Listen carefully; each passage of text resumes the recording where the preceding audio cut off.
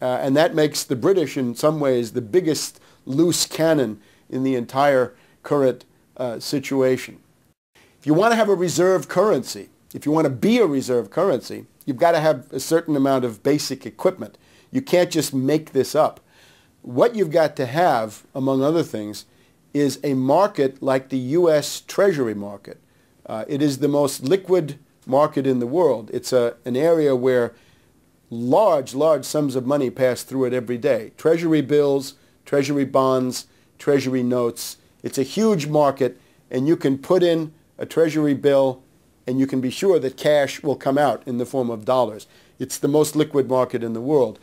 If you want to be a reserve currency, it means that central banks and other banks around the world are going to start holding that currency. If you don't have something approaching the U.S. Treasury market, you're not going to be qualified. The Japanese have that to some extent. The euro, I think, perhaps a little bit less. So what I would see as the way out of this is a negotiated solution where you recognize that the dollar, the euro, the yen, the ruble, joined together with a possible Arab currency and a probable Latin American regional currency, and have an interlocking set of reserve currencies. People in the Far East might want to keep their reserves in yen. People in Europe will use euros. In North America, it'll be dollars, and similarly in other parts of the world. It's not a basket of currencies. It's an interlocking set of currencies that can be used as reserve currencies. The most important thing is you've got to have fixed parities among them. You've got to know, if you're buying a turnkey factory, you've got to know what a dollar is worth 12, 24, 36 months down the line, because that's when you're going to have to pay. You don't want it to be 30% more or 30% less.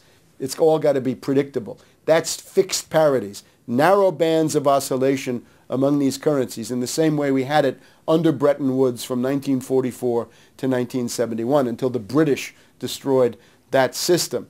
The other thing you've got to have is gold settlement. Not that gold is the limit of the credit you can produce, because there's not enough gold.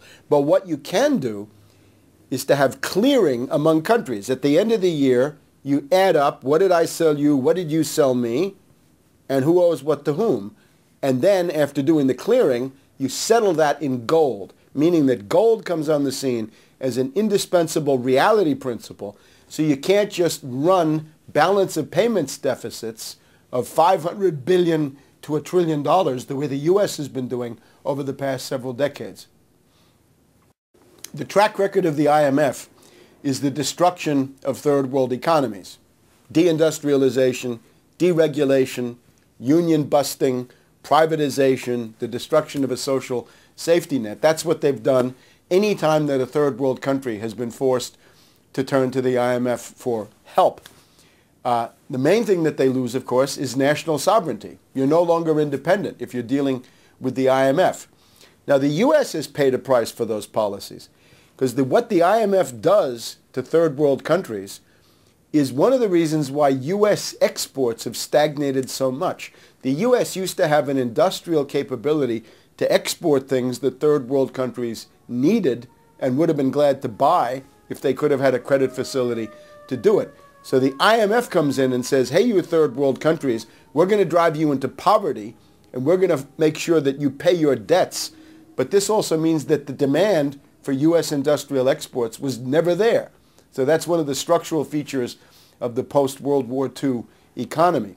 Other countries have had to go to the IMF. The French had to go to the IMF in the 1950s. During the 1970s, you had Italy going to the IMF. Tremendous humiliation. The British had to go to the IMF in the mid-70s. And every time you go to the IMF, you sign one of those poisoned letters of conditionalities, and you submit to the Washington Consensus, free market, and it destroys your economy.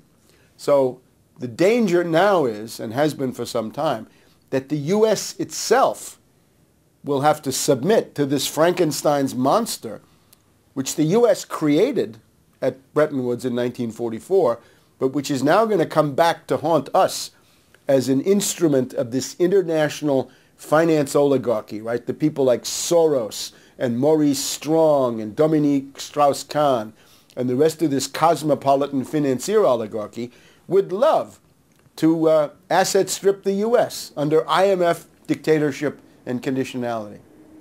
A good example of Obama's foreign policy is Iran. Now, the neocons, Cheney and others, wanted to bomb Iran, and they tried very hard to bomb Iran. They fell short during 2007 with the rogue B-52 affair at the time of the Kenny Bunkport warning, August-September 2007. Now we have a foreign policy not inspired by neocons, but by Zbigniew Brzezinski. The idea here is always that the Middle East is not the main theater, that you got to have a worldwide policy, and that the question of world domination, world supremacy, involves China, Russia, and India more than anybody in the Middle East. Brzezinski does not want to attack Iran. Brzezinski has actually issued a statement saying he wants U.S. fighter jets to shoot down the Israeli Air Force if they try to bomb Iran. Very interesting statement. He called it the USS Liberty in reverse. That got a lot of attention. Why is it that Brzezinski doesn't want the attack on Iran?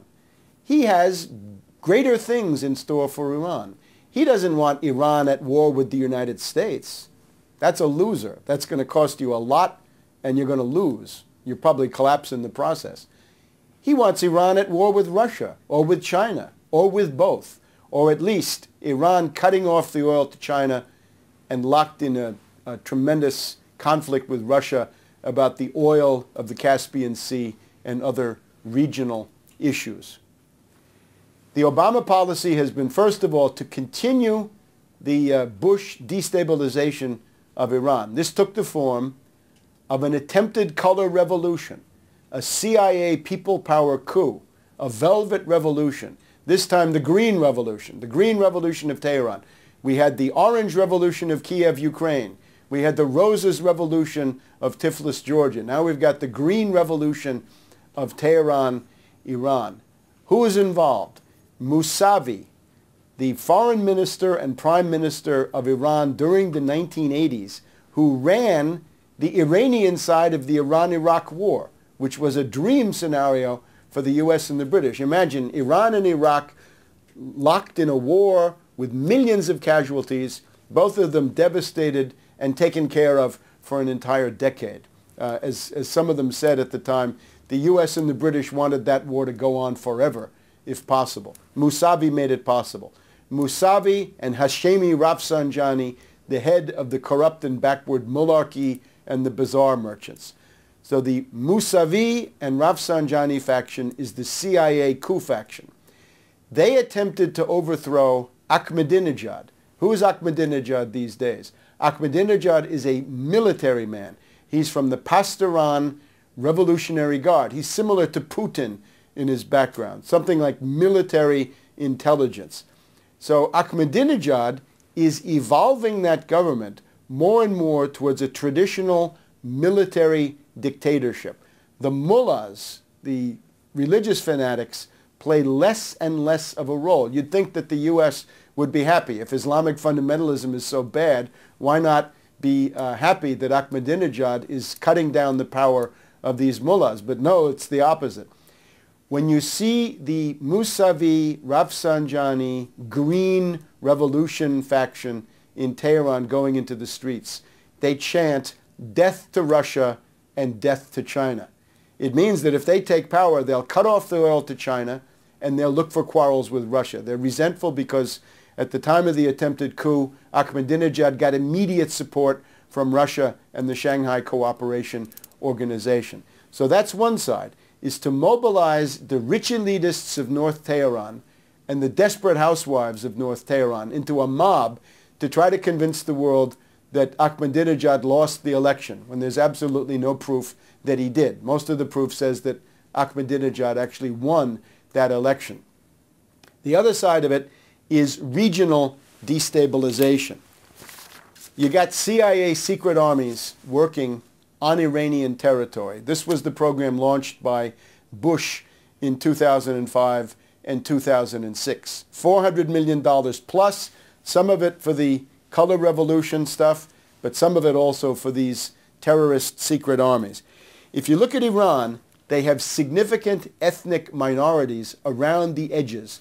The Persians are in the middle, but around the edges, what do you have? Facing Iraq, you've got the Kurds. You've got the Arabs in the south of Iran. There's a whole area called Arabistan, which is very important because it has the oil. It has the Abadan oil fields and refinery, the Karg Island tanker terminal. The main oil assets are in an area where there are a lot of Arabs, possibly a majority. You've got Azeris in the northwest of Iran. You've got Turkmen in the northeast. And you've got Baluchistan. The Baluchi people are shared among Afghanistan, Pakistan, and Iran. That's in the east. Now, in each of these areas, you've got liberation fronts funded and run by the CIA and the British. In Arabistan, there's something I call the BP Liberation Front, British Petroleum Liberation Front.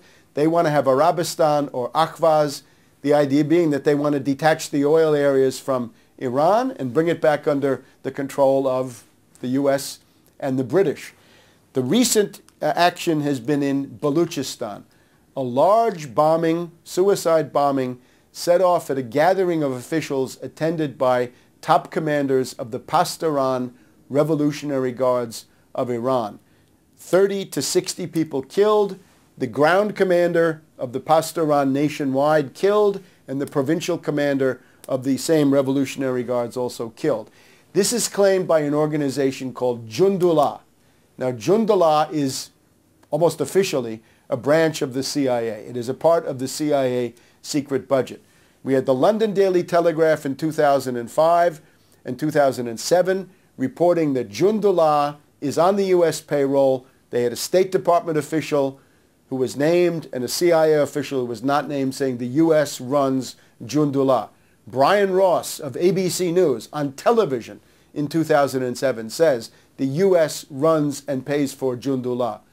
And you've also got Seymour Hersh in his famous series of articles in the New Yorker quoting Robert Baer of the CIA saying that Jundullah is an arm of the U.S. intelligence community. So the Iranians are being subjected to terror attacks on the part of the Kurds, this Arabistan group, the Baluchistan group, and others coming up, Azeris and Turkmen not far behind.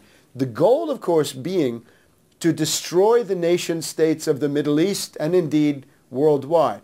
The Brzezinski policy, microstates and mini-states, not one Iran, but 4 or 5. A landlocked, oil-free Iranistan in the middle, Kurds, Azeris, Arabs, Turkmen, and Baluchis around the edges seceding. Iraq cut into 3 parts, Kurds, Shiites, and Sunnis. Pakistan, the same story. Sindh, Punjab, Waziristan, Baluchistan, Pashtunistan, all carved out of Pakistan. One of the main targets is also Pakistan. Baluchistan, on the Pakistan side, would include the strategic port of Gwadar. Gwadar is a port in southwest Pakistan today. It just so happens that 40% of the oil tankers in the world sail by the port of Gwadar. One very obvious thing would be to build a tanker terminal at Gwadar and then build a pipeline up across the Pakistan energy corridor and into China, over the Himalayas, above Kashmir. This would solve the biggest single strategic problem of China, which is how to get oil without having to go on the water, where the Anglo-Americans always dominate and can always harass you. And it's also a question of saving a sea voyage of about 10,000 to 12,000 miles, about halfway around the world. If you had an oil pipeline from Iran across the Pakistan energy corridor and into China, that would be an even better solution. And these things can be put together. The goal, therefore, of the Anglo-Americans is to destroy Chinese allies and Chinese economic partners wherever they can be found.